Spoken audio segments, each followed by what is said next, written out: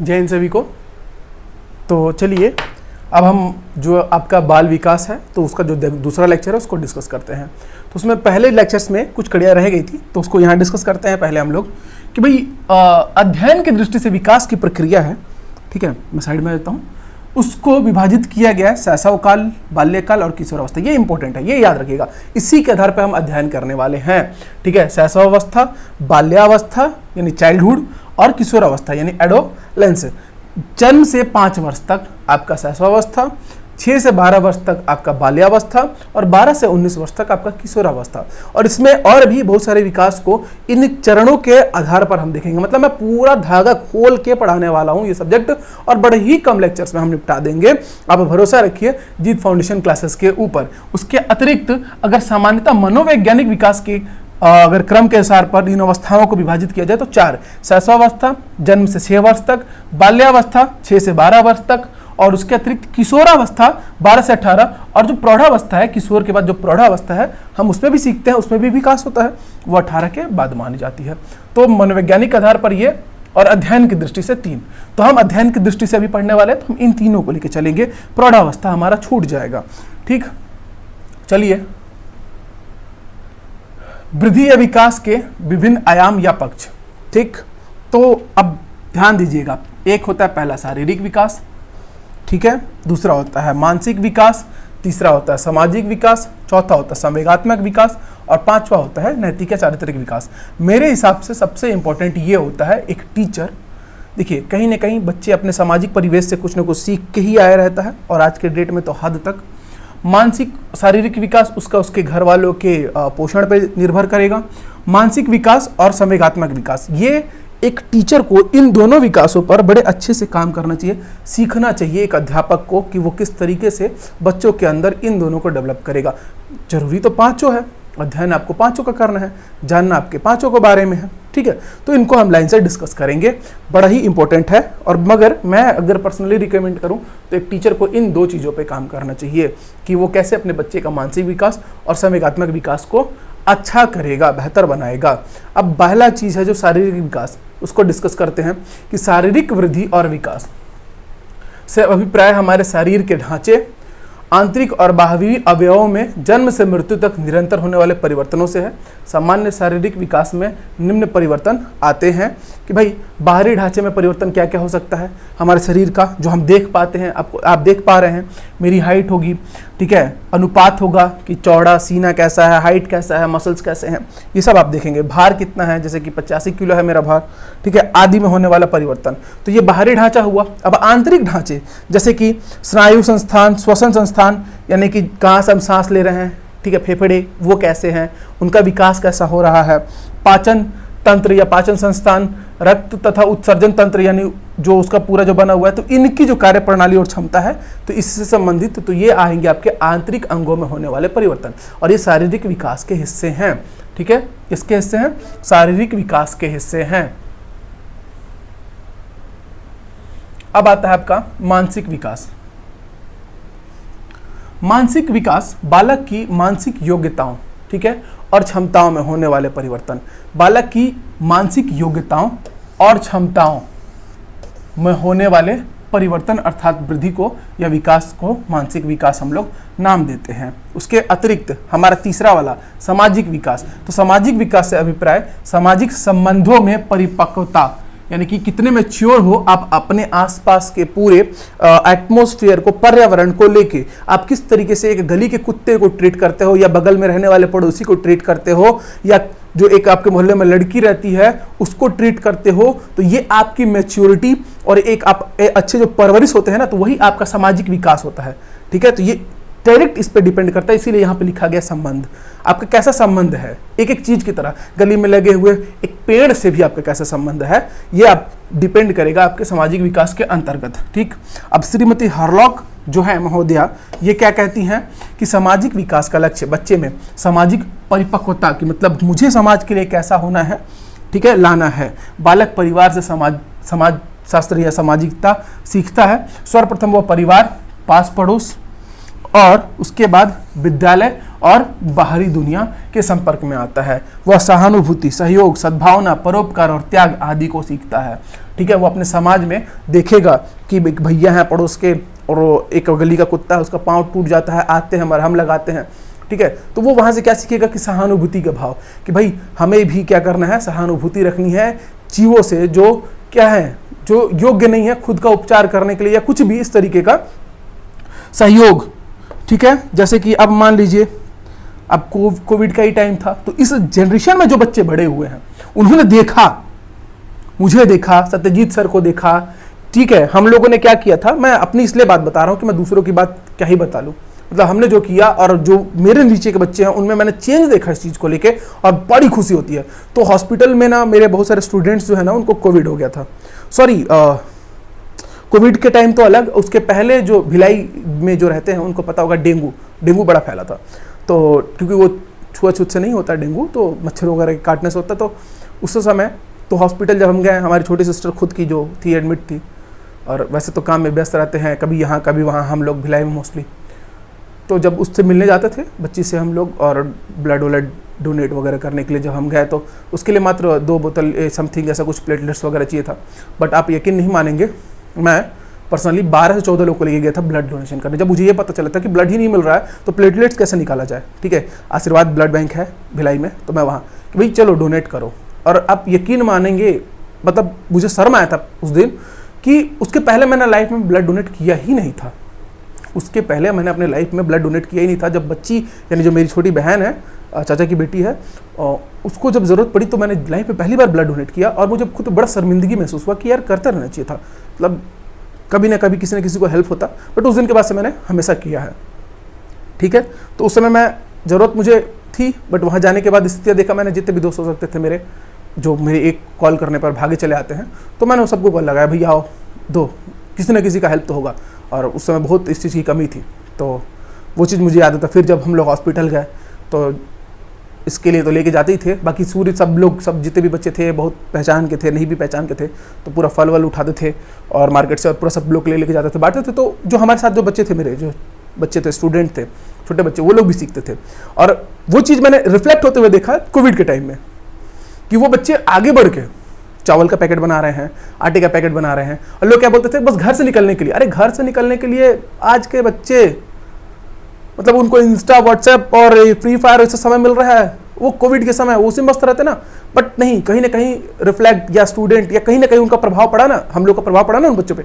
चावल का पैकेट बनाना, सब्जी, ये सब पहुंचा रहे थे लोगों के घरों में, ठीक है। जो कैंप एरिया है आप सब लोग जान ही रहे हैं कैसा है, उसके बावजूद बच्चे एक दूसरे के हेल्प में लगे हुए थे कोविड के टाइम में, तो देख के बड़ा एक खुशी हुआ। तो कहीं ना कहीं जो यहाँ पे लिखा गया स्टेटमेंट कि बाहरी दुनिया, विद्यालय या टीचर या आस पड़ोस, ठीक है, तो ये आपका सामाजिक विकास दर्शाता है। तो आप अच्छा काम कीजिए, ठीक है, वो रिफ्लेक्ट होगा और जरूर उसके बदले में कुछ अच्छा होगा। इसीलिए तो हम ये चीज़ें पढ़ रहे हैं ना। अब जो मैं बात कर रहा था सामाजिक, उसके बारे में मैंने बताई आपको। अब होता है संवेगात्मक विकास। देखिए, संवेगात्मक विकास शब्द जो है ये भावनात्मक अगर यूज करता जाता तो बेहतर समझ में आता हम लोग को। हमारे अंदर बहुत सारे संवेग उत्पन्न होते हैं, मोमेंटम जो है वो क्रिएट होता है, यानी उसको हम लोग एक सरल शब्द अगर कहें तो भाव का नाम दे सकते हैं। यानी भाव उत्पन्न होता है, भावनाएं जो जन्म लेती हैं। तो वो भावनाएं जब जन्म लेती है ना, तो वो देखिएगा उथल पुथल मचा कर रख देती हैं।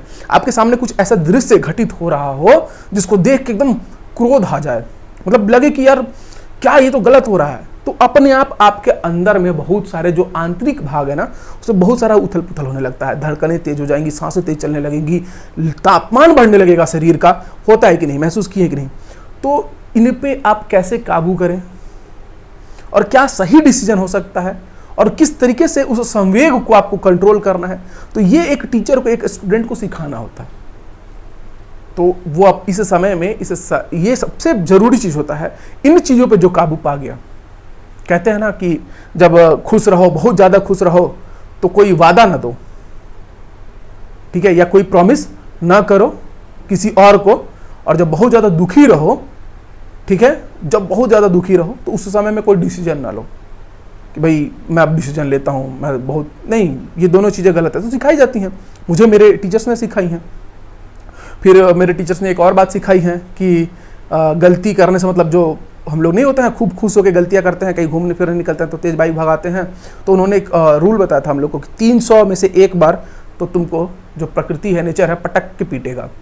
मतलब कहने का ये है कि 300 बार आप हरकत करोगे तो एक बार तो आप पक्का एक्सीडेंट या कुछ ना कुछ करवाओगे। तो आप बचो चीज़ों से, तो कंट्रोल करना। तो ये सब टीचर्स ने मतलब उनकी बातें, जब भी मैं ऐसा मेरा मन में आता उन्मादी प्रवृत्ति का हो जाऊं, पहाड़ वहाड़ पे जाकर कूदूं, छलांग लगाऊं, नाचू गाऊं, तो मुझे उनकी बात तुरंत दिमाग में आती है, जो मेरे गुरु रहे हैं जुबेर सर, कि 300 में एक बार।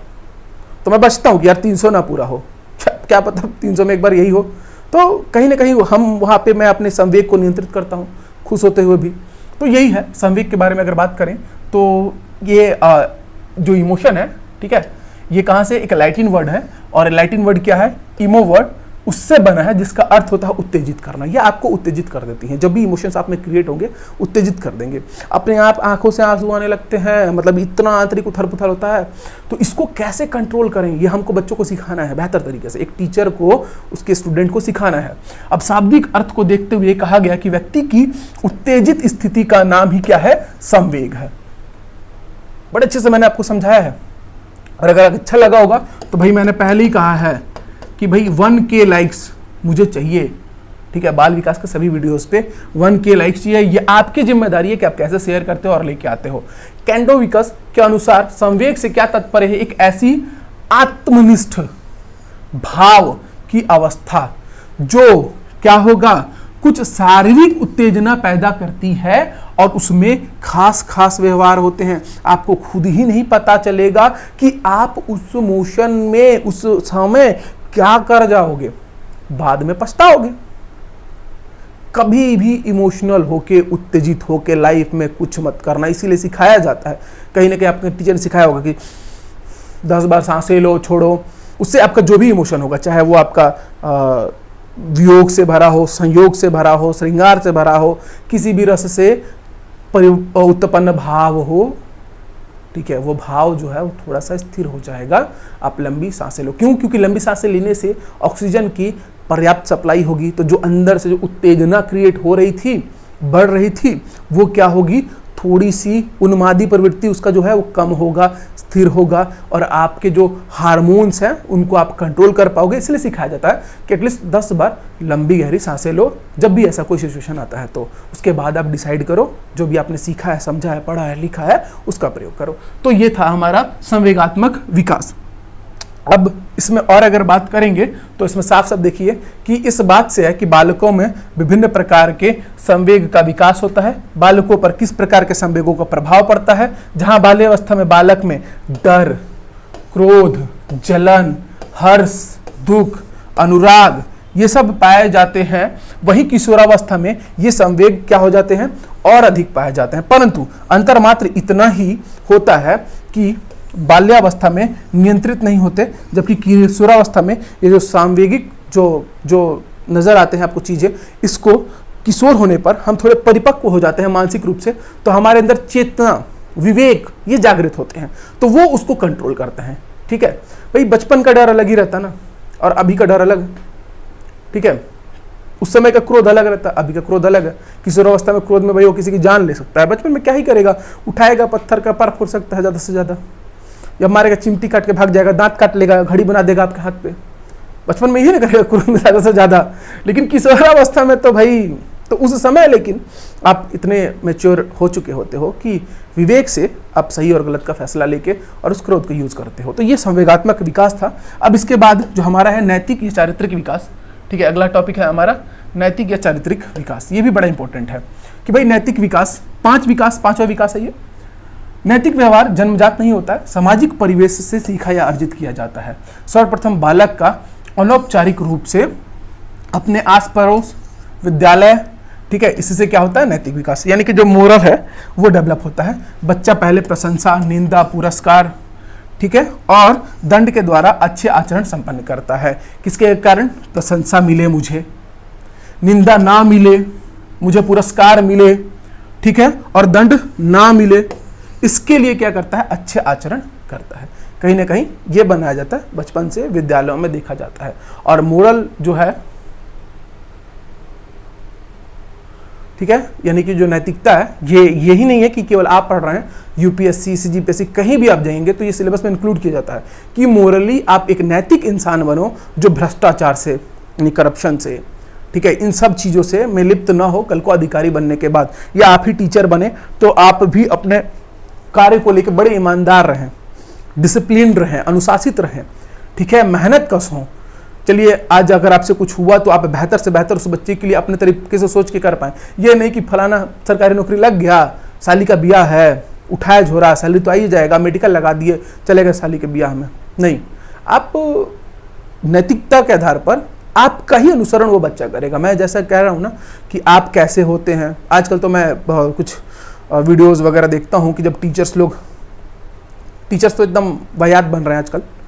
मैं ईमानदारी से कहूँगा आप लोग वैसा नहीं है, आप लोग बहुत अच्छे टीचर बनेंगे नॉलेज के अकॉर्डिंग। बाकी ये जो चीज़ें हैं, मतलब ये अध्ययन का जो सामग्री है, ये कहीं ना कहीं, मतलब मैं देखता हूँ कि किसी को कोई स्टेट का नाम नहीं पता, चलिए कोई बात नहीं पता है, बट मोरली वो टीचर अच्छा होना चाहिए। लेकिन वो देखता हूँ डी गुरुजी आकर सो गए हैं, बच्चों से पाँव दबवा रहे हैं, ये सब चीज़ें चल रही हैं। और कुछ टीचर्स को देखता हूँ जब वो स्कूल से उनका ट्रांसफ़र होता है तो बच्चे पकड़ पकड़ के रोते हैं, गांव के बाहर तक जाके लड़के और लड़कियाँ सब पकड़ पकड़ के रोते हैं। तो मतलब उसका समझिए क्या अध्यापन का तरीका रहा होगा। उसने अलग से थोड़ी पढ़ा दिया होगा कि बल और गति का नियम न्यूटन ने नहीं, आइंस्टाइन ने दिया था, नहीं ना, उसने भी वही चीज़ पढ़ाया, लेकिन उसके अध्यापन की जो शैली थी, उसके पास जो नॉलेज था वो बहुत अच्छा था। उसने बच्चों के लिए उसको डेडिकेट किया, तब तो उसके लिए बच्चे रो रहे हैं। तो टीचर ऐसा बनो ना आप कि बच्चे आपके लिए ना रो दे, आपके लिए उनके अंदर जो संवेगात्मक विकास हो ना वो भरपूर हो। मेरा यह ऐसा मानना है, वो आपको रिफ्लेक्ट कर। तो आपके उसके लिए ज़रूरी है कि आप एक बेहतर खुद इंसान रहो, मोरल, नैतिक एकदम, और सामाजिक रूप से भी कि वो आपको समझे और आपके जैसा करने की कोशिश करे, आप उनके आइडल बनो। आई होप आप ऐसा करोगे। तो ये नैतिक विकास था। अब इनको पूरा डिटेल में पढ़ते हैं। शारीरिक विकास, ये वीडियो लंबी होने वाली है। क्वेश्चंस आते हैं तो भाई मैं क्या करूं, पूरा डिटेल में बनाया मैंने। वैसे भी आपका 2 चैप्टर कंप्लीट हो जाएगा, ये चैप्टर खत्म होते होते अगर आप अपना सिलेबस उठा के देखेंगे तो। और उसके बाद मैं क्वेश्चंस लेके आऊँगा ना 100-150 के आसपास MCQ लेके आऊँगा। बट वही है, मुझे चाहिए 1000 लाइक्स। कितने? 1000 कितने चाहिए? 10 करोड़ नहीं, 10 करोड़ तो मुश्किल है इस जीवन में। 1000 लाइक्स ही आप लोग अगर पहुंचा दो तो मेरे लिए बहुत बड़ी बात होगी। चलिए शारीरिक विकास की बात करते हैं। नहीं तो एक जन लिख देगी नीचे आके बहुत बकवास करते हो। कोई बात नहीं, लिखा करो। मैं भी नीचे लिख देता हूँ, हाँ मेरा हक है। देखिए भ्रूणावस्था सब लोगों को मत है, जब बच्चा भ्रूण में रहता है, माँ के गर्भ में रहता है, तो उसमें कौन कौन सी अवस्थाएं होती हैं? डिंब का उत्पादन, फिर होता है एक भ्रूणीयावस्था, ठीक है, प्राणी के रूप में जब वो बदलता है, और एक भ्रूणावस्था होता है यानी गर्भाशय से 2 महीने से लेकर जन्म होने तक की अवस्था, ठीक है। 2 महीने पहले तक की अवस्था भ्रूणीय और डिंबावस्था, और उसके बाद भ्रूणावस्था होती है 2 महीने से लेकर 9 महीने तक की अवस्था, ठीक है। उसके बाद शारीरिक विकास में ही शैशवावस्था, इसमें वजन क्या ही रहेगा? जन्म के शारीरिक विकास अभी पढ़ रहे हैं हम लोग। शैशवावस्था के लिए वजन क्या रहता है? जन्म के समय 6 से 8 पाउंड का बालक रहेगा। बालिकाओं का उससे अपेक्षाकृत कम वजन होता है। 5वें वर्ष के अंत तक वो 40 पाउंड का हो जाएगा। लंबाई जो है बालक की जन्म के समय लगभग 90 इंच की होती है, ठीक है। यह अनुमानता है, कम ज़्यादा हो सकती है, और बालिकाओं की अपेक्षाकृत कम। लेकिन 3-4 वर्ष के बाद, ठीक है, बालिकाएं बालकों से अधिक लंबाई लेती हैं। 3-4 के बाद तुरंत भागती हैं थोड़ा सा, फिर बच्चा भागेगा। फिर 12 की जब उम्र आती है ना, 11-12 की, फिर लड़कियों का ग्रोथ थोड़ा जल्दी होता है और लड़कों का थोड़ा स्नेह होता है, धीरे होता है, क्योंकि उसमें बहुत सारा कॉन्सेप्ट है, हार्मोन्स का पूरा प्रभाव रहता है। तो लंबाई शैशवावस्था में। हड्डियाँ, जन्म के समय हड्डियाँ मुलायम और लचीली होती हैं, और कुल संख्या इनकी होती है 270, ठीक है, जन्म के समय।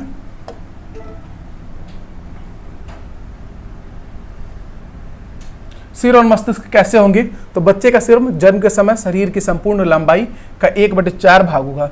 जन्म के समय शरीर की पूरी लंबाई का क्या होगा? 1/4 भाग। अगर 100 सेंटीमीटर लंबा शरीर है तो 25 सेंटीमीटर का तो खाली क्या होगा? उसका मुंडी होगा, ठीक है। मस्तिष्क का भार कितना रहेगा इस समय? 350 ग्राम, ठीक, कितना रहेगा? 350 ग्राम। और अन्य परिवर्तन को देखो तो 5वें या 6ठे माह में नीचे के दांत निकलना क्या हो जाएंगे? शुरू हो जाएंगे, और उसके बाद वो आपके हाथ में घड़ी बनाना चालू कर देंगे। 4 वर्ष तक सभी अस्थायी दांतें जो है वो निकल जाती हैं। उसके बाद वो घड़ी नहीं, पूरा डायल छाप देंगे। शिशु की धड़कन जो प्रारंभ में 140 प्रति मिनट होती है, अब 100 रह जाती है। पहले धड़कन बहुत तेज होती है, 1 मिनट में 140 बार धड़क रही होती है, वो क्या हो जाएगी? अब थोड़ी सी कम हो जाएगी। और जब हम बड़े होते हैं तो हमको पता ही है 1 मिनट में 72 बार हमारा दिल जो है वो धड़कता है। अब किसके लिए धड़कता है आप लोग अपना अपना जान रहे होंगे। बाल्यावस्था, बाल्यावस्था में शारीरिक विकास कैसा होता है? शारीरिक विकास की बात कर रहे हैं किसके लिए? बाल्यावस्था के लिए। किसके लिए? बाल्यावस्था। भ्रूणावस्था किया हमने, उसके बाद शैशवावस्था किया और उसके बाद अब बाल्यावस्था। भ्रूणावस्था बस शारीरिक विकास का ही एक हिस्सा है और उसको इंक्लूड कर दिया गया जानबूझ के कि आप जान पाए। वजन क्या रहेगा? इस अवस्था में बालक और बालिका के भार में व्यापक अंतर पाया जाएगा। 9-10 वर्ष के आयु तक बालक भार में अधिक होते हैं, लेकिन इसके पश्चात बालिकाएं शारीरिक भार में अधिक होती हैं और बाल्यावस्था में लड़कियां औसतन इतना किलोग्राम और लड़के इतने किलोग्राम के होते हैं। ये औसत निकाला गया तो देखा गया कि लड़कियों का जो भार है बाल्यावस्था में वो थोड़ा सा लड़कों की तुलना में ज़्यादा होता है। ठीक। लंबाई,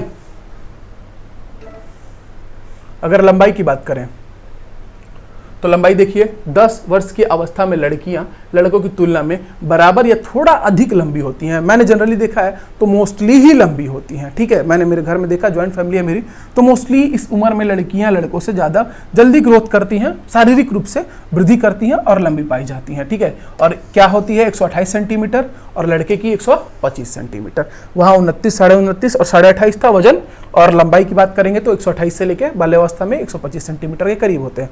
हड्डी और दांत, हड्डियां मजबूत और दृढ़ होने लगती हैं। हड्डियों की संख्या इतने तक बढ़ जाती है। दांतों में स्थायित्व आने लगता है और दांतों की संख्या कितनी हो जाती है? बाल्यावस्था में ही दांतों की संख्या हो जाती है 32। बाल्यावस्था में ही दांतों की संख्या 32 अमूमन नहीं होती है। अक्ल के दांत वगैरह जो होते हैं वो 19 साल तक आते हैं, कभी कभी 23 साल तक। ठीक है, डिपेंड करता है। सिर और मस्तिष्क का क्या हाल होता है बाल्यावस्था में? तो सिर और मस्तिष्क में परिवर्तन होता है। बालक के मस्तिष्क का भार शरीर के कुल भार का 90% हो जाता है। ठीक है, कुल भार का 90% होना, ये थोड़ा सा ज़्यादा लिख दिया है। ठीक, बालक के मस्तिष्क का भार शरीर के कुल भार का। अब ध्यान देते हैं आगे अन्य परिवर्तन क्या क्या होंगे। बालक की मांसपेशियों का मंद मंद विकास होना, क्योंकि वो जो मांसपेशियां हैं बालक की, ठीक है, तो वो तैयार होती हैं खुद को अधिक कार्य क्षमता के लिए और टफ वर्क के लिए, तो उनका जो विकास है वो धीरे धीरे होता है।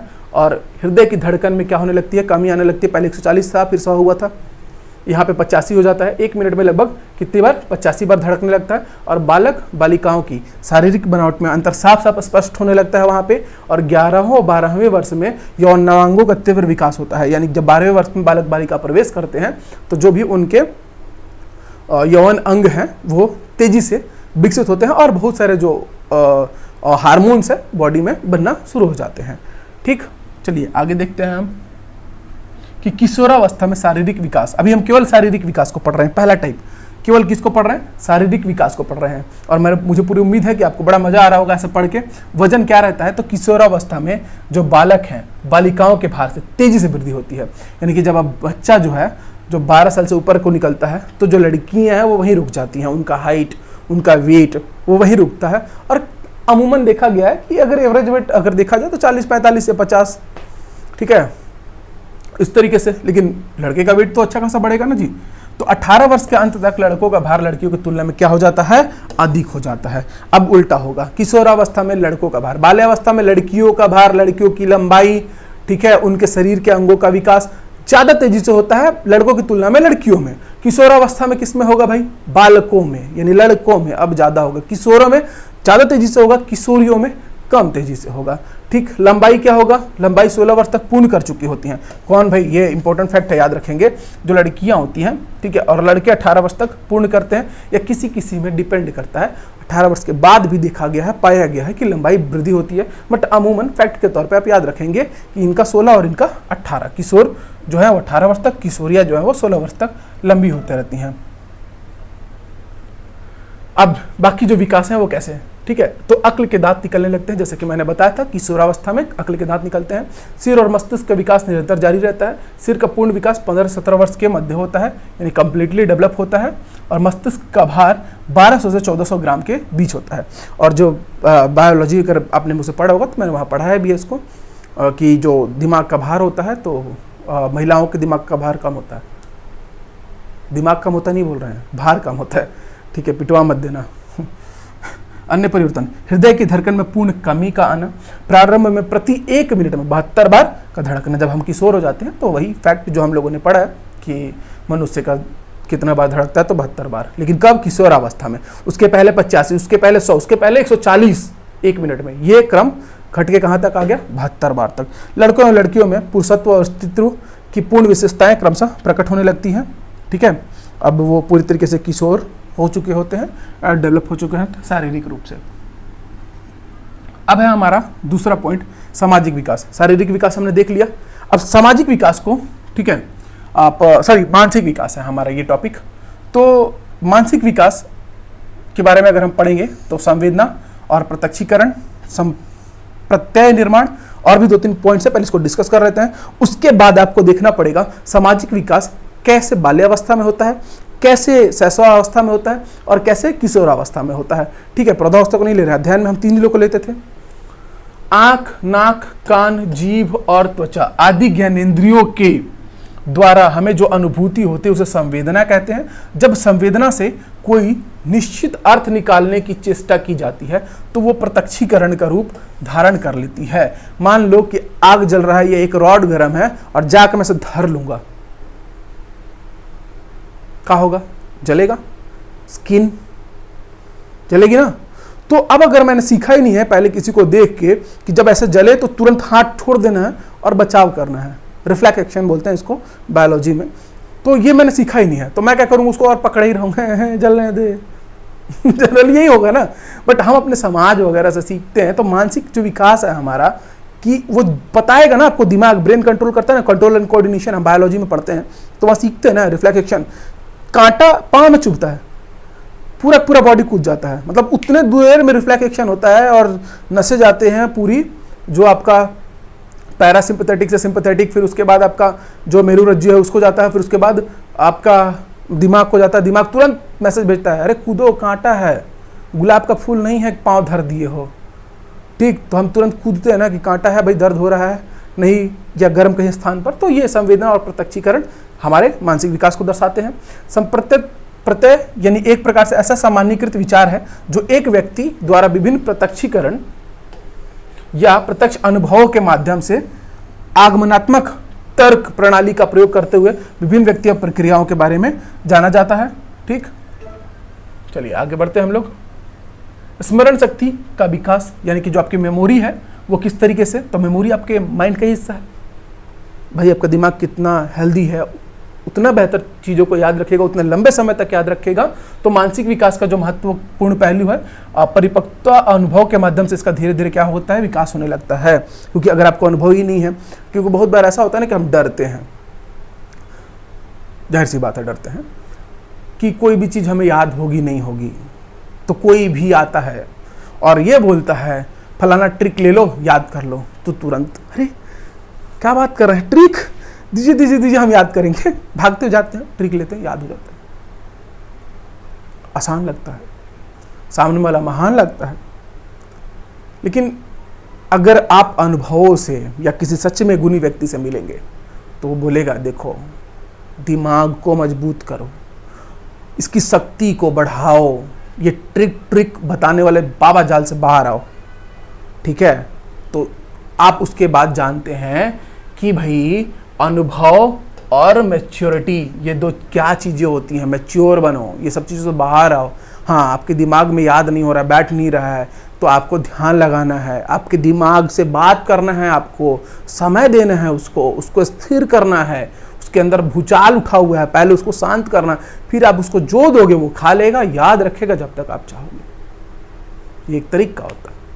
ठीक, चलिए यहाँ बात ऐसी तो बता दिया। तो ये ट्रिक वालों से ना थोड़ा सा बच के रहना। मैं भी लिख देता हूँ कभी कभी, वो लिखना पड़ता है, मजबूरी है। ठीक है, नहीं तो आप लोग तो देखोगे ही नहीं। समस्या समाधान योग्यता का विकास, जब मानसिक विकास का महत्वपूर्ण पहलू है क्या है, समस्या समाधान योग्यता। यानी कोई भी आपके सामने प्रॉब्लम आ रहा है, तभी तो आपका दिमाग का उसका जो कार्य कुशलता या कार्य क्षमता है वो टेस्ट होगा ना, कि कोई भी प्रॉब्लम आ रहा है तो उसको आप कैसे सॉल्व करके निकलते हो वहाँ से, चालाकी से। तो चालाकी का ही नाम तो क्या, दिमाग लगाया तभी ना अपने उसको चालाकी का लोग नाम देते हैं। तो व्यक्ति के समक्ष लाइफ में, जीवन में बहुत सारी समस्याएं आती हैं। चिंतन और तर्क के माध्यम से क्या करता है वो, समस्या समाधान की योग्यता को क्या करता है, विकसित करता है। चिंतन और तर्क, तर्क और चिंतन, यहाँ पे दो शब्द का वर्णन किया गया है कि भाई कोई भी तर्क और सोच के और ये सब चीज़ें आती हैं अनुभव से, और मोस्टली आप अपने जीवन के अनुभव से सीखो, इसके लिए जीवन बड़ा कम है। तो अब कहानियाँ पढ़ो, वहाँ से सीखो, या किसी और को देख के सीखो कि भाई इस सिचुएशन में उन्होंने क्या किया था और क्या रिजल्ट आया था, तो ये एक तरीका भी हो सकता है बेहतर। अगला है शैशवावस्था में मानसिक विकास। चलिए अब आगे हम लोग कि मानसिक विकास शैशवावस्था में, बाल्यावस्था में, किशोरावस्था में किस तरीके का होगा। तो शैशवावस्था में बालक की मानसिक स्थितियां पूर्ण रूप से अविकसित होती हैं। आयु में वृद्धि और विकास के साथ साथ मानसिक योग्यताओं में भी वृद्धि होती जाती है। जाहिर सी बात है, शैशवावस्था में क्या ही उसका मानसिक विकास होगा, लेकिन हाँ धीरे धीरे कॉपी कैट वाला काम चलता है, चल के दिखाओगे तो भी चलेगा, भागोगे तो भागने की कोशिश करेगा, पलटी मारोगे पलटी मारेगा।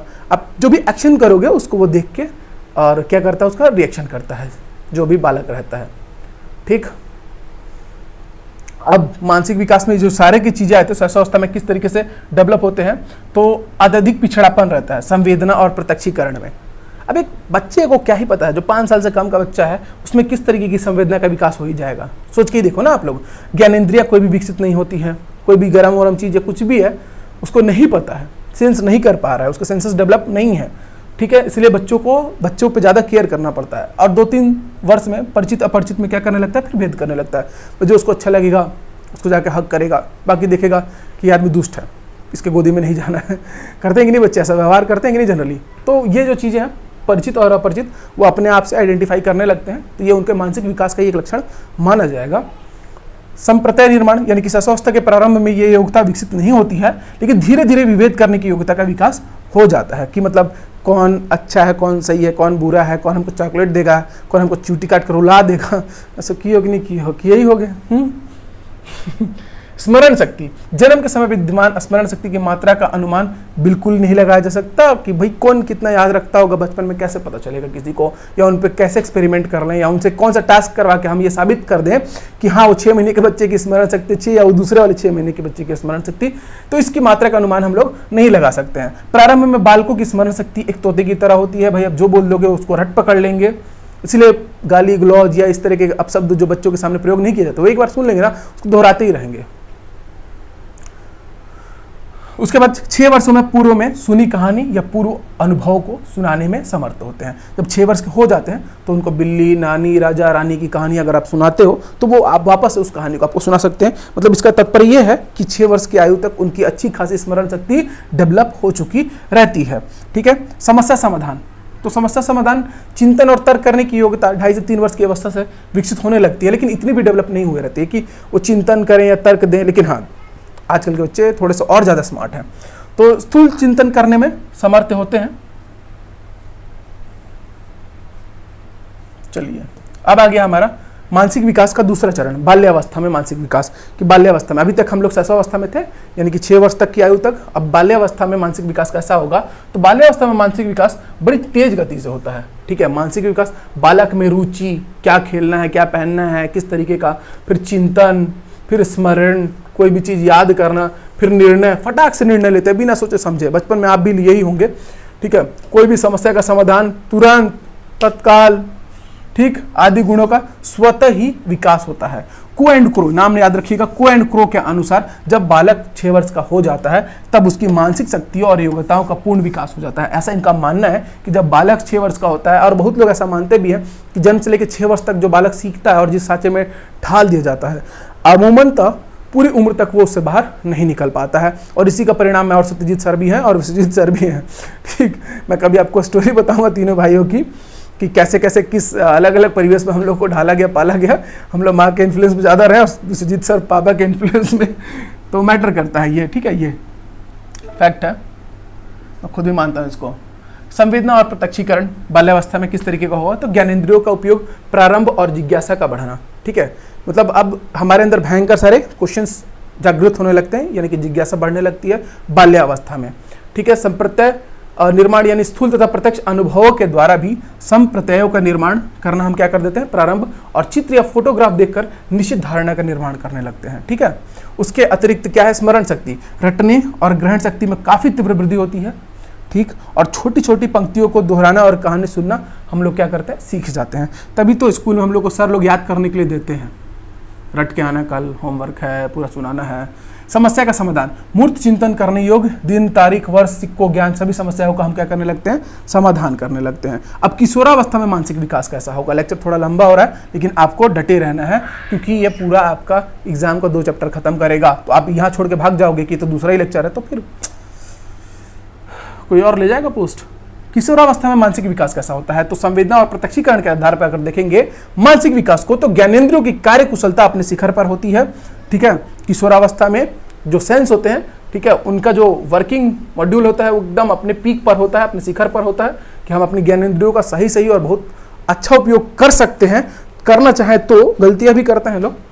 प्रत्यक्षीकरण सुव्यवस्थित और विवेकपूर्ण होता है। प्रत्यक्षीकरण के अनुभव निश्चित, अर्थपूर्ण और विस्तृत होते हैं। संप्रत्यय निर्माण कैसा होता है, तो परिपक्व, मैच्योरिटी ग्रहण करने के साथ साथ ही अधिक से अधिक स्पष्ट, विशिष्ट और निश्चित होते चले जाते हैं। और विकसित होने की प्रक्रिया में स्थूल से सूक्ष्म, अस्पष्टता से स्पष्टता और अनिश्चित से निश्चित की ओर गमन करने लगते हैं। और यही अवस्था होती है जब हम अपने मानसिक शक्तियों का प्रयोग करके और अपने जीवन के महत्वपूर्ण से महत्वपूर्ण निर्णय लेते हैं। ठीक है, चाहे वो पारिवारिक हो या सामाजिक। स्मरण शक्ति सूझबूझ पर निर्भर करती है। तर्क पर आधारित प्रत्ययों की स्मृति अधिक समय तक बने रहती है। यानी कि आप और मैं कहीं ना कहीं देखा जाए तो हम लोग तो अभी किशोरावस्था में नहीं है, प्रौढ़ावस्था में एंटर कर चुके हैं, बट जो किशोर हैं, माना जा सकता है इंडिया में तो 25 साल के राहुल गांधी को किशोर मानते हैं कोई बुरा नहीं मानना। तो इस हिसाब से हम भी, आप भी किशोर तो हुए ही। तो किशोर जो होता है, तर्क पर प्रत्ययों की स्मृति अधिक समय तक बने रहती है। मतलब कि अगर इस अवस्था में किसी को बोले रट ले, कारण नहीं बताएंगे, रीजन नहीं बताएंगे, तो उसका दिमाग ना निगलेक्ट कर देता है, ना नहीं रटेंगे। और वही अगर हम तर्क दे के समझाएं उसको, तो वो चीज़ें उसके स्मरण शक्ति पर गहरा असर करती हैं और बड़े अच्छे समय तक वो उसको याद रखता है। तो ये एक फैक्ट है स्मरण शक्ति का, किशोरावस्था में इस तरीके का डेवलप हो जाना। समस्या समाधान, तो समस्या समाधान बड़े अच्छे तरीके से जटिल समस्याओं का समाधान तर्क, चिंतन और अनुभव के आधार पर करने के योग्य हो जाते हैं। ठीक है, तो ये था हमारा मानसिक विकास। अब है हमारा सामाजिक विकास। शैशवावस्था में हमारा सामाजिक विकास किस तरीके का होगा, क्योंकि देखो मुझे इसी लेक्चर में ये पूरे विकास को खत्म करना है, तो लेक्चर थोड़ा लंबा होगा नो डाउट, बट मैं इस हाल में पढ़ा सकता हूँ। तो आप तो आराम से कहीं ना कहीं बेड पे लेटे लेटे देख रहे होगे, तो देख लो भाई, पढ़ लो, 2 चैप्टर पूरा कवर हो जाएगा। जन्म के समय शिशु आत्म केंद्रित होता है। शैशवावस्था में आपका सामाजिक विकास कैसा होगा, उस पर हम दृष्टि डालते हैं। सामाजिक परिवेश में आने के साथ ही आत्म केंद्रित व्यवहार समाप्त हो जाता है। और क्रो एंड क्रो का कहना है, याद रखना, सामाजिक विकास में और मानसिक विकास में भी महोदय आए थे। ठीक है, इन्होंने कहा था कि 6 वर्ष तक ही होता है विकास, उसके आगे नहीं होता है मानसिक। कि जन्म के समय शिशु ना तो सामाजिक प्राणी होता है और न ही असामाजिक, पर वह इस स्थिति में अधिक समय तक नहीं रहता। जाहिर सी बात है, शैशवावस्था पार करेगा, सामाजिक विकास के दायरे में आ जाएगा। ठीक है, इस समय क्या प्रभाव पड़ सकता है सामाजिक विकास का शैशवावस्था में, उसको देखते हैं। श्रीमती हरलॉक के अनुसार शिशु के सामाजिक विकास को इस प्रकार प्रस्तुत किया गया है कि कैसा करेगा वो देखते हैं हम लोग। हरलॉक ने कहा कि प्रथम माह ध्वनियों में अंतर समझना चालू करता है वो।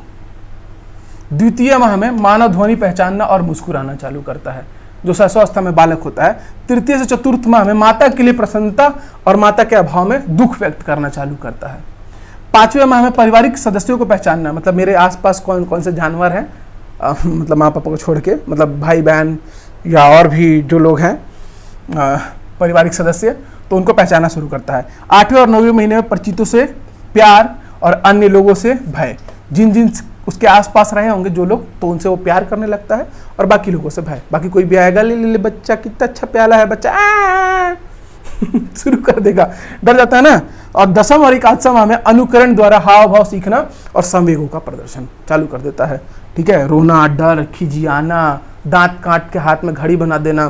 ठीक है, इसी महीने में। और दूसरे वर्ष की अवधि में बड़े लोग को उनके कार्यों में सहायता, सहयोग, सहानुभूति का प्रकाशन। ठीक है, कि लाइए हम कर देते हैं, धीरे धीरे कोशिश करते हैं करने की बच्चा। तो इस तरीके से शैशवावस्था। अब बाल्यावस्था में कैसा होगा सामाजिक विकास, उस पर नजर डालते हैं। शैशवावस्था में हो गया, शिशु का संसार उसका परिवार होता है। सबसे पहला जो सामाजिक विकास होता है उसका परिवार से होता है। परिवार में कैसे लोग हैं, कैसा माहौल है, उसका प्रभाव पड़ता है। एक शिक्षक होने के नाते आपको ये जानना चाहिए और इस पर कहीं ना कहीं एक अपनी पैनी नज़र बना कर रखनी चाहिए, कौन किस बैकग्राउंड से, किस फैमिली से आ रहा है। आपके जो विद्यालय में जो भी बच्चा आ रहा है, जब आप पढ़ाने जा रहे हैं उसको, तो वो किस बैकग्राउंड से आ रहा है। तो ये आपको हेल्प करेगा उसको जानने में, समझने में, और फिर आप उसको थोड़ा सा सुधार सकते हो। जबकि बालक का संसार परिवार के बाहर बालकों का समूह और विद्यालय होता है। तो शिशु का परिवार, और जैसे वो बाल्यावस्था में आया तो परिवार के साथ साथ, ठीक है, बालकों का समूह और विद्यालय, यानी कि उसके विद्यालय में बने दोस्त या आस पड़ोस के दोस्त उसका संसार होते हैं। ठीक है, तो आपको एक शिक्षक के नाते उन पे ये नज़र रखनी चाहिए। सामाजिक भावना, इस अवस्था में सामाजिक जागरूकता, चेतना और समाज के प्रति रुझान, ठीक, सामाजिक क्षेत्र व्यापक और विकसित हो जाना, बढ़ जाता है धीरे से। विद्यालय पर्यावरण से अनुकूल और नए मित्रों का बनना। ठीक है, अब इसी में नए मित्र बनते हैं, घूमते फिरते हैं भाई। आजकल के बच्चे तो फ्री फायर में ही बिजी रहते हैं। आत्मनिर्भरता, स्वयं को स्वतंत्र मानकर आत्मनिर्भर बनने की कोशिश करना और बालकों के साथ रहना, निर्णय लेना सीखना कि चलो आज कूद के और पढ़ाई नंटी का जो पूरा है अमरूद तोड़ लेंगे। बाल्यावस्था में ही करते थे ना हम लोग, तो करते थे भाई। एक थी आंटी हमारे गांव में, दादी लगेंगी, और उनके यहाँ पेड़ भी हम ही लगाए हैं, फिर भी छूने नहीं देती थी। तो फिर हमारा पूरा गैंग बैठता था, मास गैंग। ऐसा है, अब 5वीं छठी में थे हम लोग, क्या करना है, तो एक जन जाता था उनके घर, बैठ के बतियाते रहता था। एक जन दरवाजे पर रहता था, इशारा कर देगा, ठीक है, कुछ भी होगा तो। और वो अकेले रहती थी और बाकी सब 3-4 चढ़ जाते थे पेड़ पे, टपाटप तोड़ना चालू, जाम दोपहर के समय में, और गायब। तो देखो कितना बड़े निर्णय लेना सीखते थे हम लोग, और कितना बड़े प्लानिंग करते थे और एग्जीक्यूट भी करते थे। अब भर झोला जाम ला के आते थे, बाद में बहुत गरी आती थी। जब गरी आती थी तो हम लोग हंसते थे। गिरोह प्रवृत्ति, हाँ, ये एग्जाम्पल गिरोह प्रवृत्ति का भी हो ही सकता है कि ये समूह आयु कहलाती है, खेल समूह, सेवा समूह, सांस्कृतिक समूहों का बनना। तो ये सब तो भाई हमने नहीं बनाया, हम लोग का गिरोह अलग ही था और अलग ही कांड करता था। ठीक है, खेलते बहुत थे, सेवा भी बहुत करते थे। कई भी गाँव में बाढ़ आ जाता था, आसपास के गाँव में आग लग जाता था, तो दादाजी लेके जाते थे, तो बड़ी सेवा करते थे हम लोग। सांस्कृतिक समूह तो बड़ा ही कम इसका मौका मिला है, सरस्वती पूजा वगैरह में ही हम लोग जो कर पाते थे। अपने समूह के नियमों का, मान्यताओं को मानना, और ठीक है, तो ये तो सबके अंदर होता ही है। तो ये सब चीज़ें हमको देखने मिलती है सामाजिक विकास यानी बाल्यावस्था में। अच्छा, इसके बाद नागरिक गुणों का विकास। बाल्यावस्था में सामाजिक विकास के अंतर्गत नागरिक गुणों का विकास, नागरिक गुणों का विकास होता है। धनी, सुखी, विद्वान और नेता बनना चाहता है, मतलब उस समय डिसाइड करता है कि हम लोग क्या बनेंगे। ठीक है, जैसे हम लोग डिसाइड करते थे, बॉर्डर पिक्चर देख लिए तो अगली सुबह हम लोग आपस में डिसाइड करते थे, मैं सनी देओल बनूंगा, तू सुनील शेट्टी बनेगा, तो वो बनेगा, अक्षय खन्ना बनेगा, हाँ तो मेजर बनेगा, जनरल बनेगा। हम लोग डिसाइड करते थे। तो वो उम्र क्यों ऐसी होती है कि हम तय करते हैं। तो फिर जैसे ही एक मिथुन की पिक्चर देखते थे तो पैसे के लिए लड़की का बाप भगा देता है, तो हम लोग फिर डिसाइड करते थे कि बहुत पैसा कमाएंगे, धनी बनेंगे। तो वो ऐसा उम्र रहता है।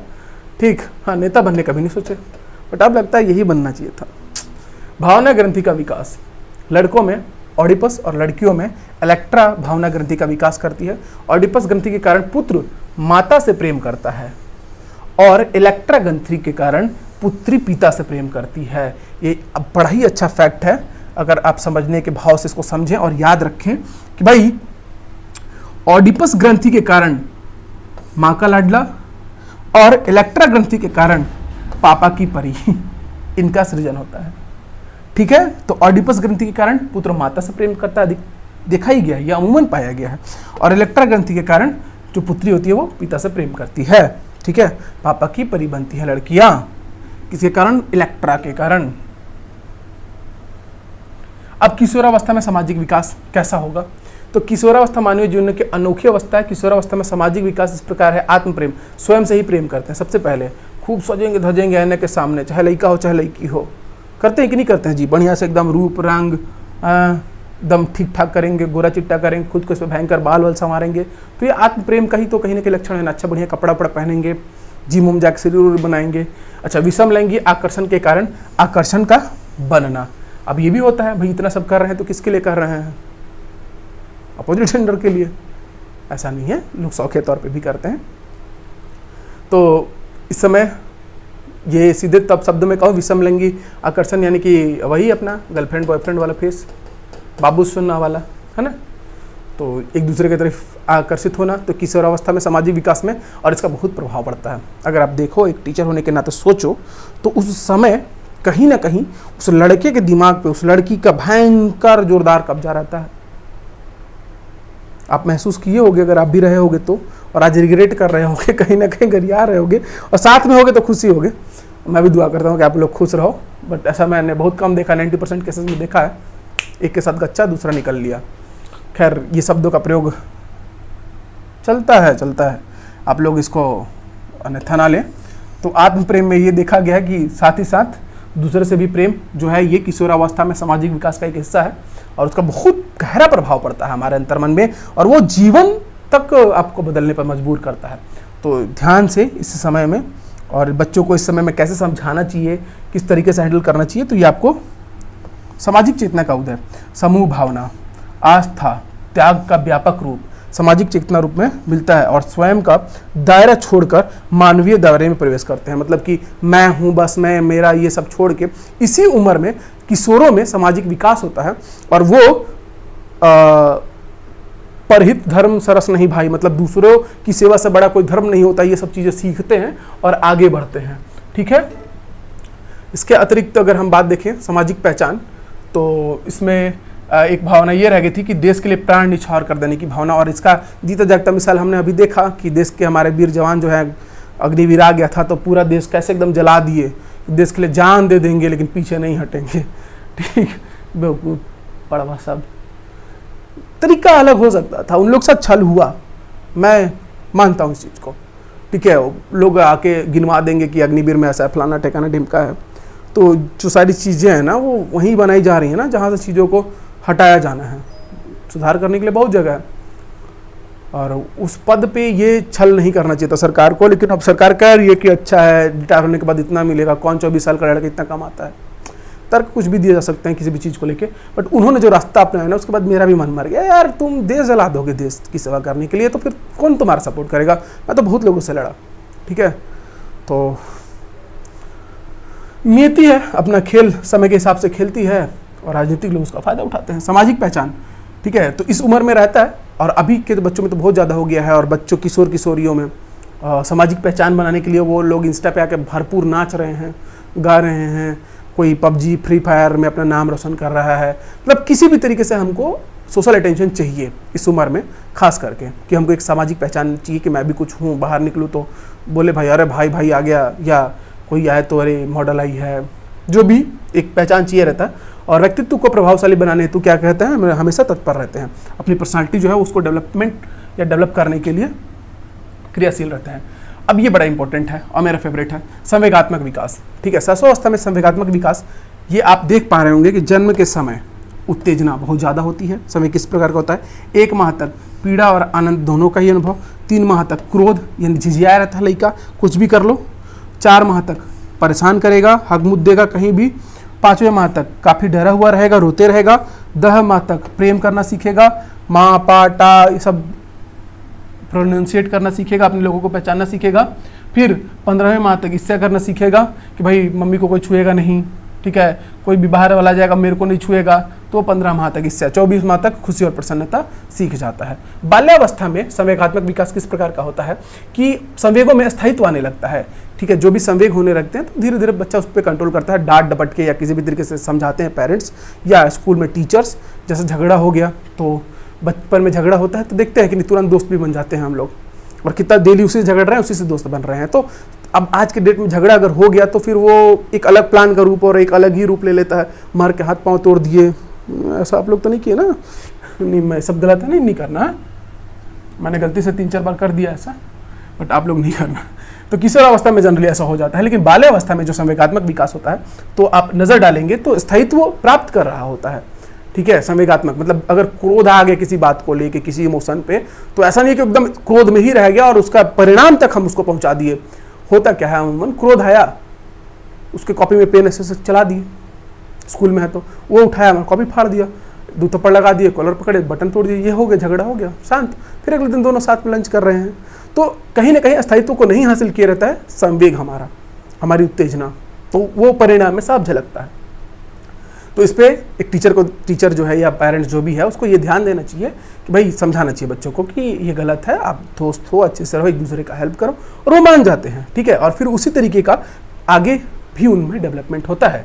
तो समाज के नियमों का संवेग में समायोजन करना क्या कर जाता है, सीख जाता है, समाज के नियमों का और संवेग का, कि किस तरीके से समाज के नियमों में फिट बैठता है मेरा संवेग, वो चीज़ ध्यान रखना बच्चा बाल्यावस्था में सीखता है। प्रत्येक क्रिया के प्रति प्रेम, ईर्ष्या, घृणा, प्रतिस्पर्धा की भावना प्रकट करना भी आरंभ कर देता है। इसी एज में कंपटीशन वगैरह जो भी है हम रिफ्लेक्ट करना सीख जाते हैं। किशोरावस्था में संवेगात्मक विकास किस प्रकार का होता है कि परिपक्व अवस्था में होता है, एकदम जटिल, चेतन और जागरूक होते हैं, समय समय पर क्रोध, प्यार, ईर्ष्या और प्रतिस्पर्धा एवं संवेगों का खुलकर प्रयोग करते हैं, ठीक है। आप अगर देखेंगे तो इस उम्र में ऐसा अमूमन पाया जाता है और अत्यधिक तीव्रता पाई जाती है, इसीलिए बहुत बड़ी बड़ी गलतियां होती हैं जो जिंदगी भर सुधारी नहीं जा सकती हैं, ठीक है। तो इसलिए इस समय किशोरावस्था में बालकों पर ध्यान देना बहुत ज़रूरी है, या फिर बाल्यावस्था में ही आप उनको संवेगों को कंट्रोल करना बेहतर तरीके से सिखा सकें तो एक बेहतर रास्ता हो सकता है। फिर अगर हमारा लास्ट टॉपिक है आज का चारित्रिक विकास या नैतिक विकास, तो शैशवावस्था में नैतिक विकास क्या ही होगा, उचित अनुचित का ज्ञान तो रहता नहीं है, सामान्य नियमों का भी ज्ञान नहीं होता है, ठीक है, थोड़ा बहुत ज्ञान रहता है, अहम के भाव की प्रबलता होती है, मैं, मेरा, मेरे, मम्मी, मेरे पापा, मेरा खाना, मेरा ये, मेरा वो, ठीक है। तो वो मतलब माँ के सामने बच्चा बाप को भी नहीं पहचानता है, ठीक। आज्ञा पालन के भाव की प्रबलता, यानी माँ अगर कुछ बोल दी बेटा ऐसा, तो करना ही है उसको, इसको नहीं छूना तो नहीं छूना है। नैतिकता का उदय और कार्य के परिणाम के प्रति चेतनता। इसके अतिरिक्त बाल्यावस्था में चारित्रिक विकास कैसा होता है, तो मनोवैज्ञानिकों ने बाल्यावस्था को अधिक सीखने की अवस्था बताया है और यह अवस्था चारित्रिक विकास को स्थायित्व देने वाली अवस्था होती है। जैसा आप सिखाएंगे बच्चे को तो वैसा ही उसमें चारित्रिक विकास होगा। कब? बाल्यावस्था में। स्ट्रेंज रथ 6, 7 एवं 8 वर्ष के बच्चों में विवेक, न्याय, ईमानदारी, क्या क्या, विवेक, न्याय, ईमानदारी और मूल्यों के प्रति निष्ठा की भावना का विकास होने लगता है। किसका मानना है? स्ट्रेंज का, ठीक है। हम की भावना का विकास होता है, मैं से हम की भावना का, ठीक है। मैं, मेरा दोस्त, मेरे दोस्त के क्लासमेट, हम सब मिलकर ये काम करेंगे, तो हम की भावना, हम मतलब अहम वाली नहीं, मैं से हम, ठीक। सही गलत, न्याय अन्याय में अंतर करना सीखता है। बाल्यावस्था में चारित्रिक विकास होता है तो आदर्श व्यक्तित्व का चुनाव करता है कि मुझे बड़ा होकर सुभाष चंद्र बोस जैसा बनना है, भगत सिंह जैसा बनना है, नरेंद्र मोदी जी जैसा बनना है, तो वो चुनाव करता है। धार्मिक भाव का उदय होता है कि भाई हनुमान जी जो थे वो कैसे एक हाथ में पूरा पहाड़ उठा कर लेके चले गए थे, वैसे हम लोग एक रात में सिलेबस को क्या करेंगे, खत्म कर लेंगे। ऐसा कुछ नहीं होता है, मैं मजाक के तौर पर बता रहा हूँ। किशोरावस्था में चारित्रिक विकास कैसा होगा, तो समायोजन का अभाव, मानव धर्म का महत्व, सभ्यता और संस्कृति का संरक्षण और चारित्रिक गुणों का विकास। यानी सभ्यता और संस्कृति का संरक्षण करते हो जाके कहीं बजरंग बल ज्वाइन कर ले, कहीं कुछ और ज्वाइन कर ले कि हाँ सभ्यता और संस्कृति ऐसे ही बचाई जा सकती है। सभ्यता और संस्कृति पालित होकर बचाई जा सकती है, मतलब आप उसका अनुसरण करो, अपने व्यवहार में उसको परिलक्षित करो, वहाँ से आप उसका संरक्षण कर सकते हो, ठीक है। तो किशोरावस्था में ये बहुत ज़्यादा देखने को मिलता है। और इस तरीके के चारित्रिक और मानव धर्म का महत्व और धर्म तो अभी छाया हुआ जिस तरीके से, और उसके जो परिपालक हैं, ध्वजारोहक हैं, वो हमारे पूरे किशोर हैं, किशोर और किशोरियाँ भी हैं। तो इस तरीके से हमारा किशोरावस्था में चारित्रिक विकास होता है। अब ये हमारा नेक्स्ट टॉपिक रहेगा जीन पियाजे, वाइटगॉस्की और लॉरेंस कोल्सबर्ग का सिद्धांत। तो ये इस चैप्टर का आखिरी टॉपिक होगा, उसके बाद मैं एमसीक्यू लेके आऊँगा। आपको ये लेक्चर कैसा लगा? मैंने कहा 1000 लाइक्स मुझे मिलने चाहिए, तो भाई आप लोग की जिम्मेदारी बनती है कि आप वीडियो को ज़्यादा से ज़्यादा शेयर करें। मिलेंगे नेक्स्ट वीडियो में, तब तक के लिए जय हिंद, जय भारत, जय छत्तीसगढ़।